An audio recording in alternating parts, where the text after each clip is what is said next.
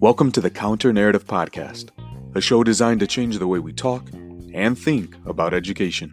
By sharing stories of successes and triumphs, we aim to challenge the dominant narrative that often negatively portrays our disenfranchised populations.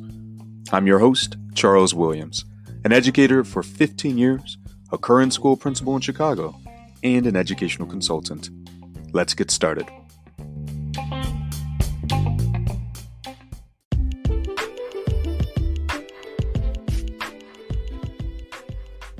This episode is a Pause to Ponder segment.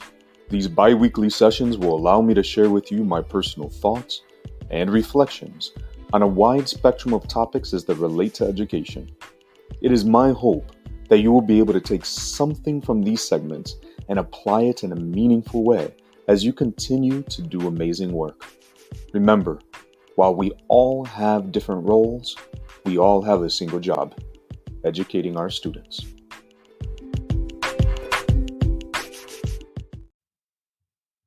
Do me a favor and close your eyes for a moment. Unless you're driving, then definitely don't do that, but instead, imagine. I am going to recite 4 names, and I want you to picture the person who fits that name. Are you ready? Amari, Jabari, Latrice, Malik. Chances are the images you created were those of African Americans.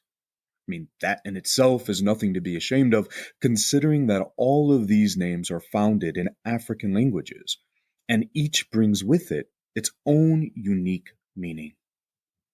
Amari, one who possesses great strength. Jabari, one who is fearless and brave. Latrice, one who is a noble woman. And Malik, one who is a king. Names can be a beautiful thing, but this isn't always the case. You see, earlier I told you that imagining that these names belong to African Americans in itself wasn't an issue. In itself. The problem doesn't lie within the name, but with the perception of the one hearing the name. Now, as I've shared with you and will continue to be transparent, I was not as always knowledgeable about the nuances of African American culture and the systemic issues plaguing our society as I am now. This means that there are a great number of stories where I bought into these ideologies and thus perpetuated the very same stereotypes that I am now working so hard to dismantle. With that being said, let me share a story with you. Years ago, I was engaged in a lively conversation with a coworker about the names of our students. In addition to some of the traditional African names mentioned earlier, we had an abundance of students with invented names coupled with creative spellings. Upon reviewing my roster and seeing these names, I expressed my exasperation to a colleague. Why? I asked. Why do these parents keep doing this to their children? Confused, he looked over and asked what I was talking about. These names. Why in the world would you give your child a name that immediately puts a mark on them? Believing that I was fighting for the good fight, I continued. Don't they know that we already have enough obstacles to overcome? That when a potential employer sees a name like this, there's a high likelihood that they will reject them immediately? Calmly, my peer responded, "Is that the right thing to do?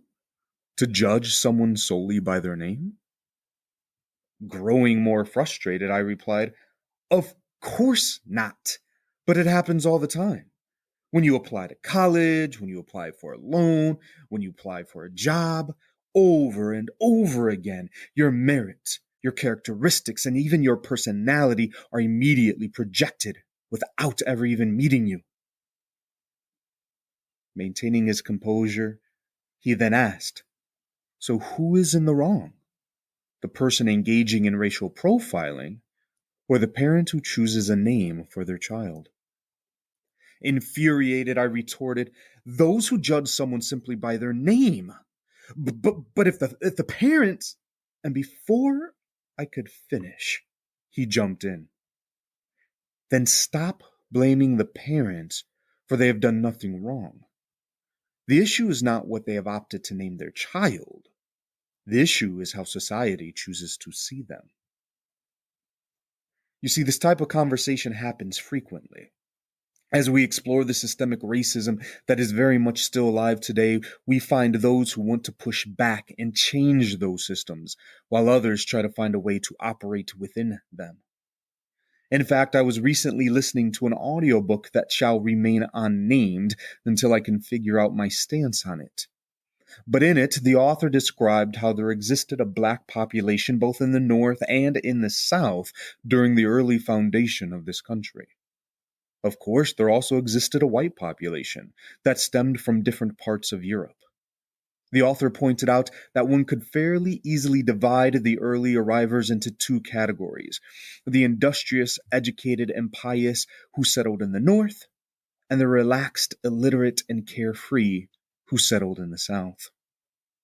He claimed that the black population living in the North quickly assimilated with the culture in which they found themselves, and that there existed much evidence that these individuals were then able to develop businesses, earn degrees, and even hold seats in government. As the Southern black population moved northwards, however, he suggested that there was a cultural clash. After all, these individuals originated in the South and, like their northern neighbors, assimilated to the culture in which they were immersed. When this group arrived in northern cities and towns, proudly displaying their adopted cultural heritage, they were not only outcasted by the white populations, but by members of their own race. You see, according to the author and a great number of people, the recently arrived only had two options: assimilate into the dominant culture, which, on a side note, the author tried to claim happens all the time. Seriously? All the time? Or two, to be rejected from the larger community. During my discussion with my colleague, I was proposing cultural assimilation. I believed that one should do what they could do to fit in, not to cause too many waves, and hopefully, be accepted on some levels into society. And I mean, why not? My name gave no indication of my ethnicity. My linguistic development presented no hint to my heritage. In many cases, I was living what was portrayed in Sorry to Bother You. But for me, it wasn't an act. It was all that I knew. I can't and won't pretend that I was never the victim of racial profiling. In fact, I can recall how many times interviewers were surprised when I arrived for the appointment saved for Charles Williams, the candidate with a glowing resume and non-threatening name. Of course, I secured most of those positions. I mean, here was a hire that could check off the ethnic box while simultaneously not frightening the clientele. To be honest, in many ways, I'm still that person. But today I use the cultural capital that I have earned to navigate into spaces many of my colleagues will never be permitted access. And once there, I begin to do the work of dismantling the system from the inside. The inherent problem with cultural assimilation is that there exists a dominant culture. America proclaims to be a melting pot and a safe haven for those who are tired, those who are poor, those who are yearning to be free, and those who are outcast. For these and so many more, America symbolizes its founding ideas of life, liberty, and the pursuit of happiness. And this is true so long as you conform.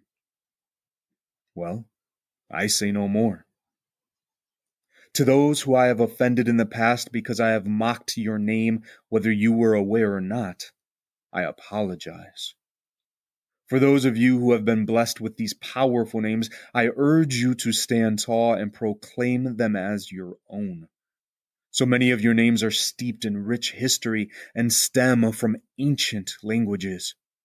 Marvel in the linguistic lineage from which you come.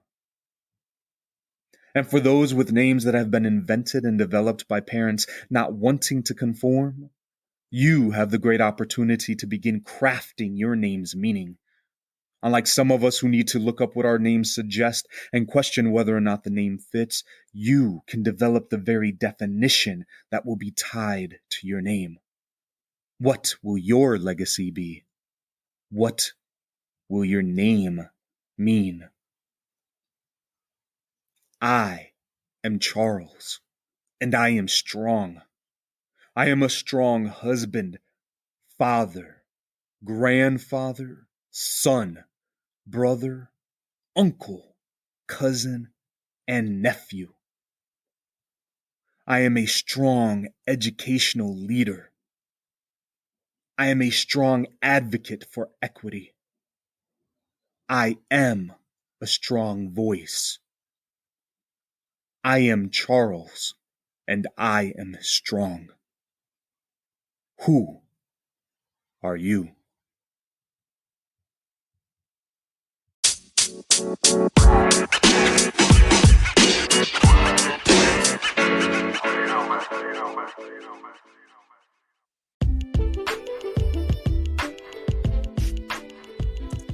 I want to thank you for listening to the Counter Narrative Podcast.